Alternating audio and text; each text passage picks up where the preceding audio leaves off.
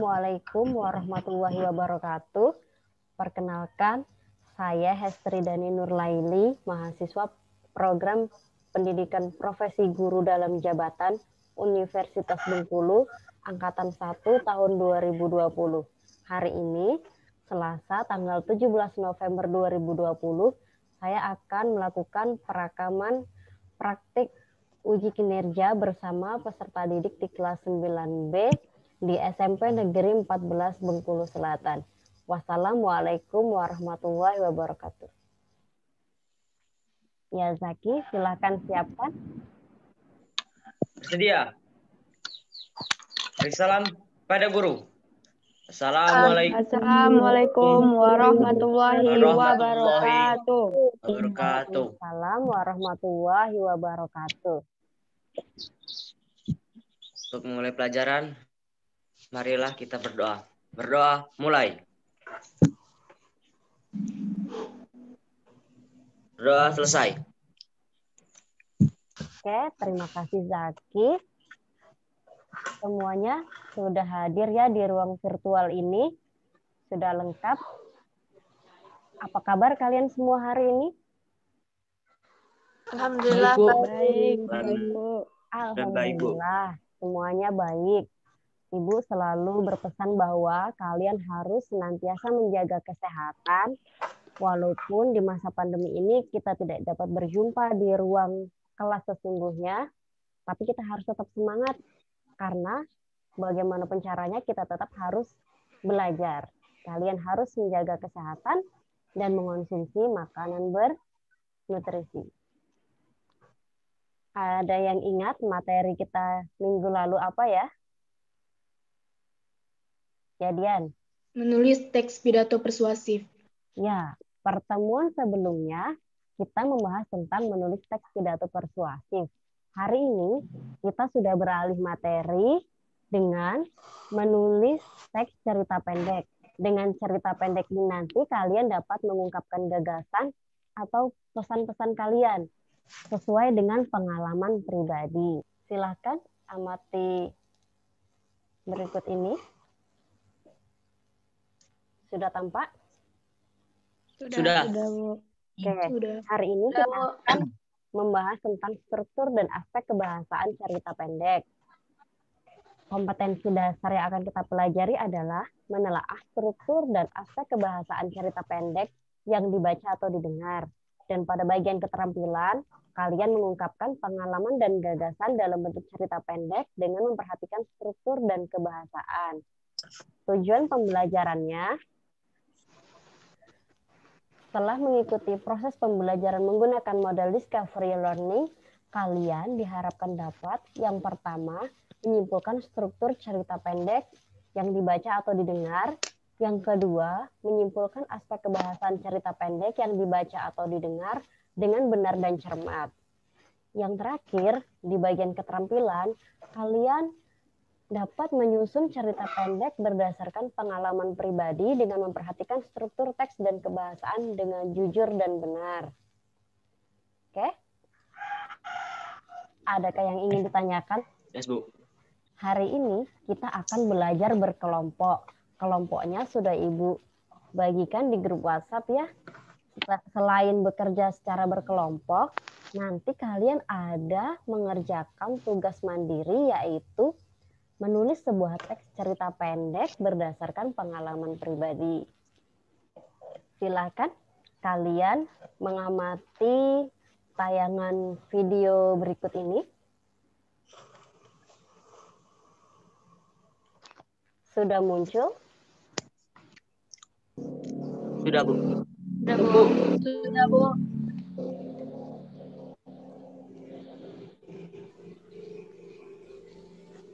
Kalau beberapa tahun yang lalu Tuhan datang ke kota kelahiranku dengan menumpang bis, Tuhan akan berhenti di dekat pasar. Maka kira-kira sekilometer dari pasar akan sampailah Tuhan di jalan kampungku.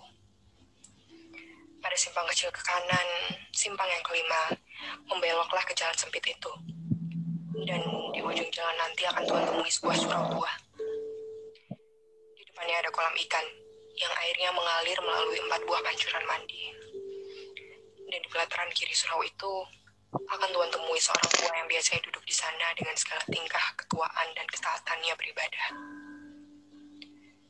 Sudah bertahun-tahun ia sebagai Garin, penjaga surau itu. Orang-orang memanggilnya kakek.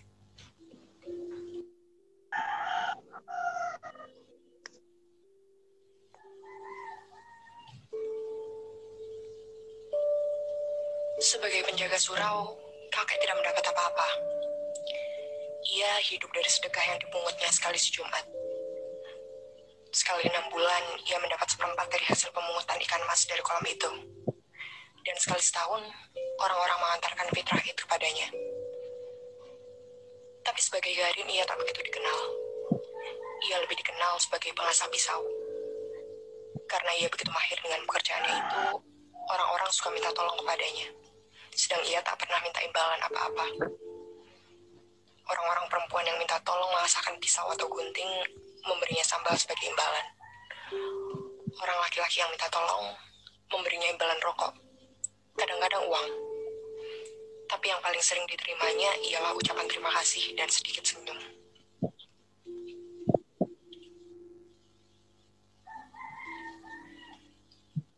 Tapi kakek ini sudah tidak ada lagi sekarang. Ia sudah meninggal. Dan tinggallah surau itu tanpa penjaganya. Hingga anak-anak menggunakannya sebagai tempat bermain. Memainkan segala apa yang disukai mereka. Perempuan yang kehabisan kayu bakar sering suka mencopoti papan dinding atau lantai di malam hari. Jika Tuhan datang sekarang, hanya akan menjumpai gambaran yang mengesankan suatu kesucian yang bakal roboh. Dan kerobohan itu kian hari kian cepat berlangsungnya. Secepat anak-anak berlari di dalamnya, secepat perempuan mencopoti pekayuannya. Dan yang terutama ialah sifat masa bodoh manusia sekarang, yang tak hendak memelihara apa yang tidak dijaga lagi. Dan biang keladi dari kerobohan ini ialah sebuah dongengan yang tak dapat disangkal kebenarannya. Beginilah kisahnya. Sekali hari aku datang pula mengupah kakek. Biasanya kakek gembira menerimaku karena aku suka memberinya uang. Ya, sudah selesai menontonnya tadi semua ya? Sudah, Sudah, Bu. Sudah. Silakan untuk perbandingan baca contoh teks cerita pendek di buku pelajaran kita, buku ini di halaman 55. Silakan dibaca bukunya tentang cerpen bisnis kambing.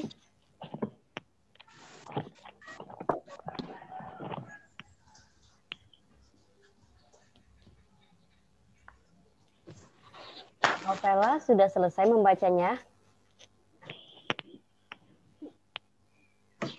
Oke. Sudah selesai semua ya membaca cerpen bisnis kambing itu? Sudah, Perhatikan sekarang.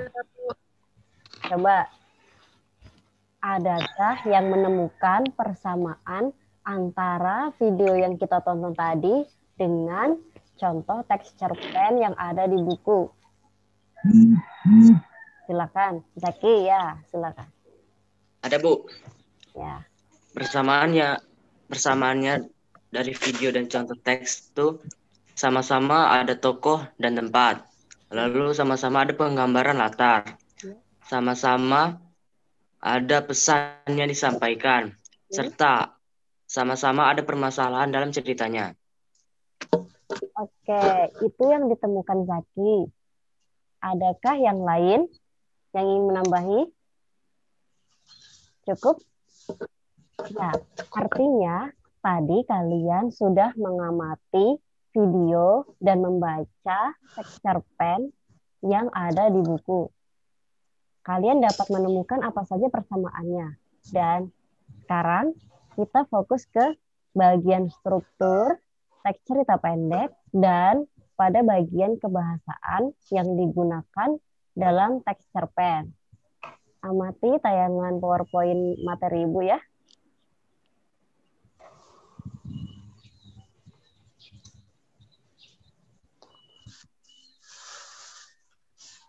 Oke, sudah nampak semua kan? Sudah, Bu. Oke. Ini struktur teks cerita pendek yang pertama ada apa ini? Abstrak. Abstrak. Abstrak adalah ringkasan atau inti cerita. Pada abstrak ini sifatnya opsional, yaitu boleh ada, boleh tidak di dalam teks cerpen. Yang kedua, orientasi. Ya, orientasi adalah pengenalan latar cerita.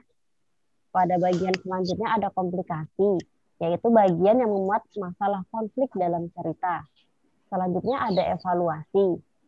Evaluasi ini adalah penurunan masalah, penurunan dari komplikasi.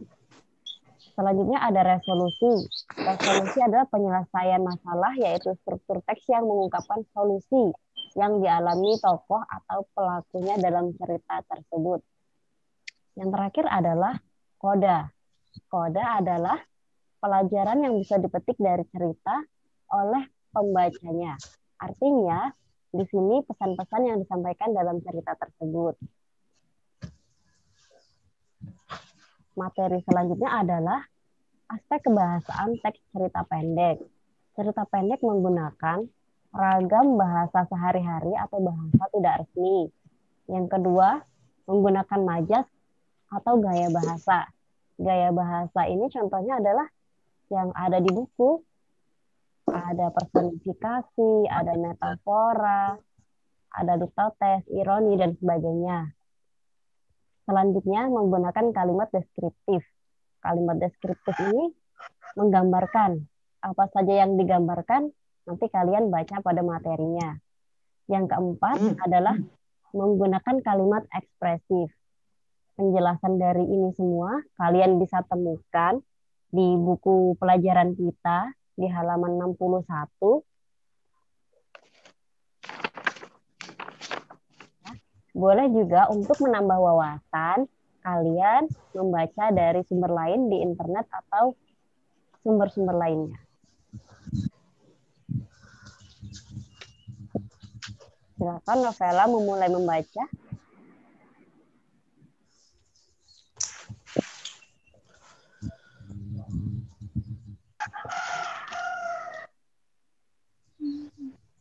Sambil membaca, kalian menandai poin-poin pentingnya. Boleh sambil dicatat. Oke, sudah selesai membacanya? Sudah, Bu. Sudah selesai semua ya? Baik dari buku dan di internet sudah dibaca. Sekarang, kalian sudah boleh mengerjakan tugas kelompok. Baiklah, ini adalah LKPD yang akan kalian kerjakan secara berkelompok. Nanti kalian tulis aspek kebahasaan apa saja yang ada dalam teks cerpennya. Kemudian nanti berikan bukti dalam teks cerpen tersebut. Pada bagian strukturnya, ini struktur teks cerita pendek, abstrak hingga koda. Nanti kalian tulis bukti dalam teks cerpennya. Kelompoknya sudah Ibu bagi melalui WhatsApp group. Tidak ada yang tidak bekerja ya. Semuanya harus aktif dan saling memberi masukan untuk menjawab LKPD. Berdiskusi melalui WhatsApp group, salah satu perwakilannya nanti menuliskan di LKPD-nya. Dan tidak lupa kita akan mempresentasikan dari masing-masing kelompok satu orang. Sudah siap semua? Adakah yang ingin ditanyakan sebelum bekerja? Tidak, Bu. Tidak. Tidak ada ya? Oke, silakan mulai bekerja.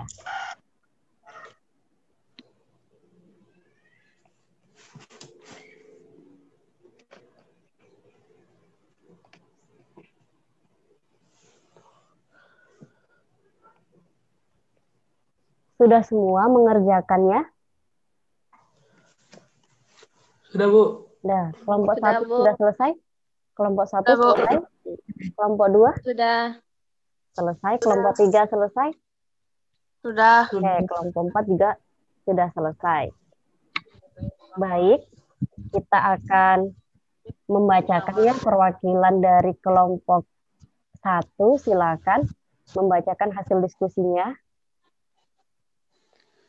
Struktur teks orientasi kedua. Bukti orientasi dalam teksnya adalah gelapnya malam menyambut kedatangan kami yang tiba dengan perahu biru. Hembusan angin masih setia bersama duka berpadu dalam kelam yang belum kami ketahui di mana ujungnya. Biarpun kami terlihat kuat, namun hati tetaplah perih merintih. Keluh yang mengadu beradu dengan deru dalam kolbu. Ya, itu adalah hasil dari kelompok 1. Samara, kenapa itu yang disebut dengan orientasi? Karena itu adalah pengenalan latar cerita di bagian awal. Oke, bagus jawabannya. Yang lain sama jawabannya? Sama, Bu. Sama semua. Oke, kita lanjut ke kelompok 2. Silakan bacakan struktur selanjutnya. Struktur cerpen yang ketiga adalah komplikasi. Bukti dalam teks cerpen adalah dor, suara tembakan. Allahu Akbar, ayah. Ahmad, jaga dirimu dan keluarga kita ya nak. Gantikan peran ayah nak. Syahid telah ada di hadapan ayah. Oke, itu adalah jawaban kelompok 2. Kelompok lainnya sepakat itu jawabannya? Sepakat, Bu. Sepakat ya. Selanjutnya, kelompok 3. Silakan bacakan. Struktur cerpen yang terakhir adalah koda. Bukti yang terdapat dalam cerpen adalah patuhilah kedua orang tua, sayangi keduanya hingga akhir hayat. Rawatlah orang tua selama masih ada, karena surga berada di bawah telapak kaki ibu. Oke, itu adalah koda yang ditemukan oleh kelompok 3. Adakah kelompok lain yang menemukan koda atau pesan dari cerpennya yang berbeda? Ada? Sudah. Tidak ada. Semuanya sama ya. Bagus. Artinya semuanya sudah mengerjakan tugas kelompok. Adakah yang tidak bekerja tadi? Perwakilan kelompok 1, 2, 3? Semuanya aktif? Oke, semuanya aktif. Sekarang waktunya kita mengerjakan tugas mandiri. Yaitu apa? Menulis teks cerita pendek berdasarkan pengalaman pribadi. Kalian jangan lupa menulisnya sesuai dengan materi yang sudah kita pelajari tadi. Strukturnya ada apa saja, kemudian penggunaan bahasanya ada atau aspek kebahasaannya, dan di sana nanti kalian akan menuliskan apa sih gagasan kalian atau pesan apa yang ingin kalian sampaikan. Dan jangan lupa kalian harus jujur. Itu adalah hasil tulisan kalian sendiri dan pengalaman kalian sendiri. Ini adalah rubrik yang harus kalian isi nanti ketika mengerjakan tugas individu, yaitu pilih tema yang sesuai dan beri judul yang menarik tentang cerita pendek kalian. Dan di dalam sini ada teks cerpennya. Silakan kerjakan di buku tugas. Silakan dimulai bekerja. Nanti perwakilan beberapa orang membacakan. Silakan.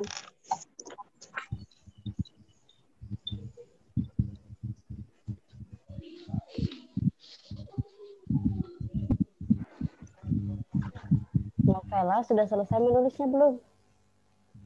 Sudah. Sudah semua.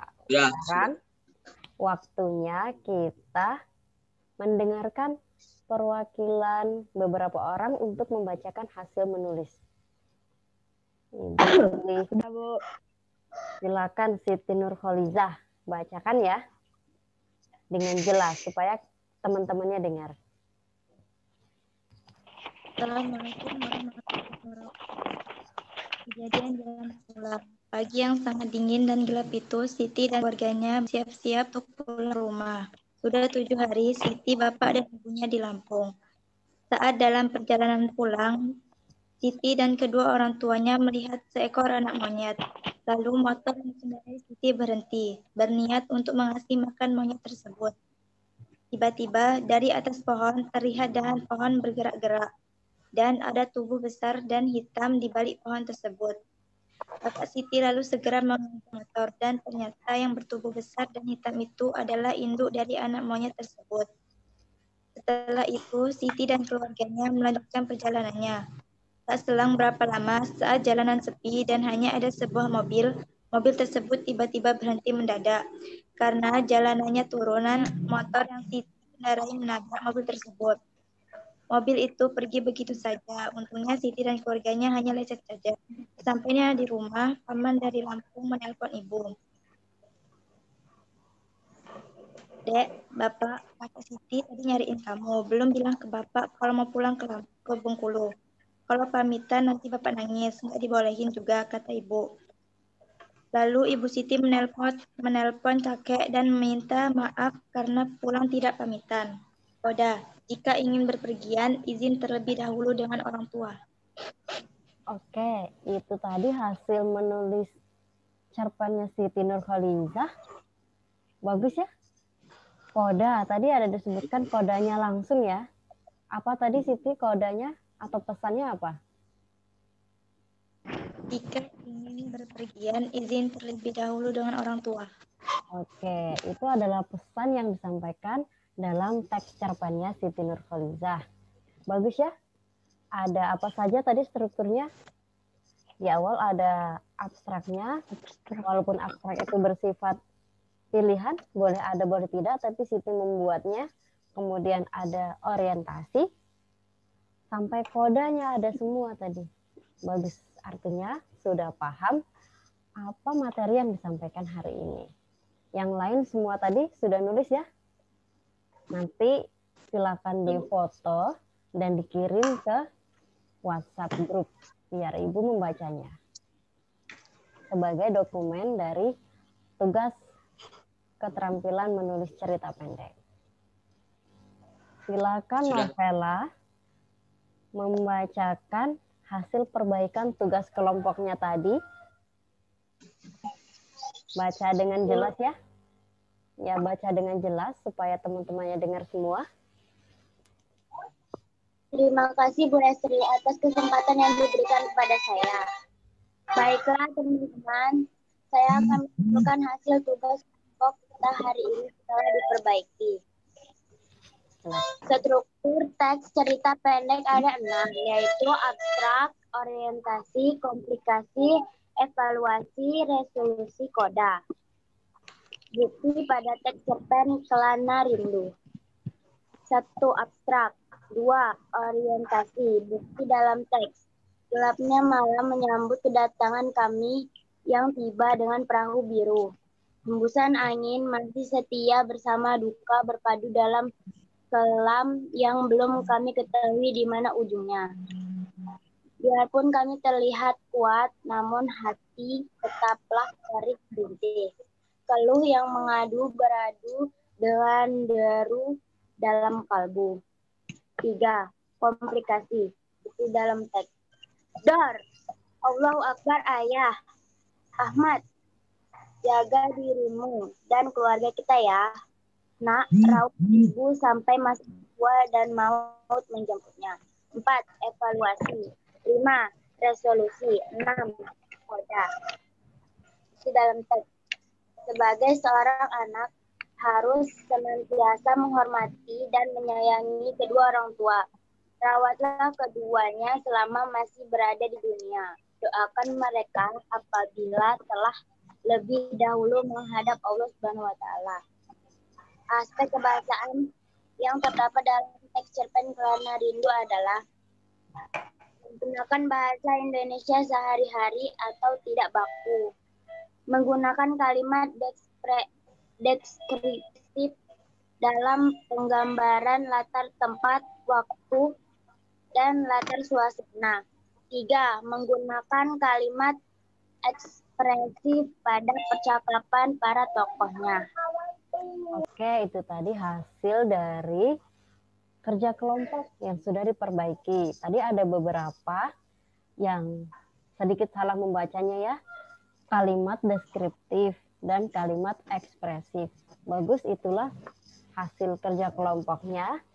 Kemudian, adakah yang ingin menyampaikan kesimpulan pembelajaran kita hari ini, materi dari awal? Siapa? Ibu. Elsa, boleh, silakan. Baiklah, teman-teman, saya akan menyampaikan kesimpulan pembelajaran hari ini. Ya. Kesimpulannya adalah teks cerita pendek memiliki struktur, yaitu 1. Abstrak. Abstrak adalah ringkasan atau inti cerita. Abstrak ini sifatnya opsional. 2. Orientasi. Orientasi adalah pengenalan latar cerita. 3. Komplikasi. Komplikasi adalah bagian yang memuat masalah konflik dalam cerita. 4. Evaluasi. Evaluasi adalah penurunan masalah. 5. Resolusi. Resolusi adalah penyelesaian masalah, yaitu struktur teks yang mengungkapkan solusi yang dialami tokoh atau pelaku. 6. Koda. Koda adalah pelajaran yang bisa dipetik dari cerita oleh si pembaca. Dan di dalam teks cerita pendek terdapat aspek kebahasaan, yaitu 1. Ragam bahasa sehari-hari atau bahasa tidak resmi. 2. Menggunakan majaz atau gaya bahasa. 3. Menggunakan kalimat deskriptif. 4. Menggunakan kalimat ekspresif. Oke, itu tadi kesimpulan yang dipetik dari pembelajaran hari ini. Elsa, kesimpulannya bagus. Ada yang lain yang bisa menyimpulkan? Sama semua kesimpulannya? Sama, Bu. Sama, ya. Ada struktur teks cerita pendek, strukturnya ada 6. Semuanya sudah paham. Siapa yang ingin menyampaikan kesulitan atau pesan-pesan setelah mengikuti pembelajaran hari ini? Iwan, ayo silakan. Saya setelah mengikuti pembelajaran hari ini memahami tentang menulis cerpen. Oke, setelah mengikuti pembelajaran hari ini, Iwan sudah paham tentang menulis cerita pendek. Harapannya semuanya juga sudah paham ya. Dan Ibu nanti akan memberikan tugas mandiri di rumah. Kalian silakan mengerjakan secara individu dan silakan kumpul pada waktunya. Jangan sampai tidak mengumpul ya. Ibu. Ini dia. Sudah tampak ya? Sudah, Bu. Oke. Tugas inilah yang akan kalian kerjakan di rumah nanti dan kumpulkan sesuai waktu yang sudah ditentukan. Jangan lupa melalui WhatsApp pribadi Ibu supaya tidak dicontek oleh temannya. Kalian kerjakan secara jujur dan tepat waktu.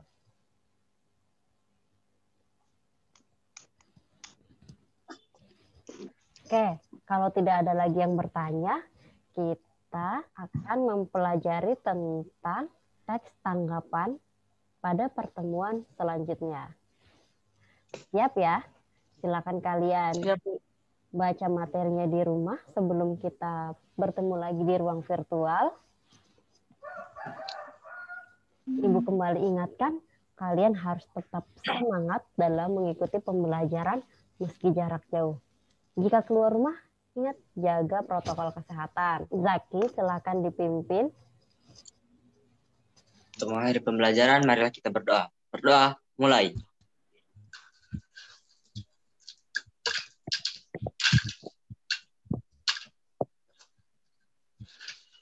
Berdoa selesai. Bersedia. Beri salam pada guru. Assalamualaikum warahmatullahi wabarakatuh. Waalaikumsalam warahmatullahi wabarakatuh. Ibu mengucapkan terima kasih kalian semua sudah aktif dalam pembelajaran. Kita berjumpa lagi di pertemuan selanjutnya. Dah.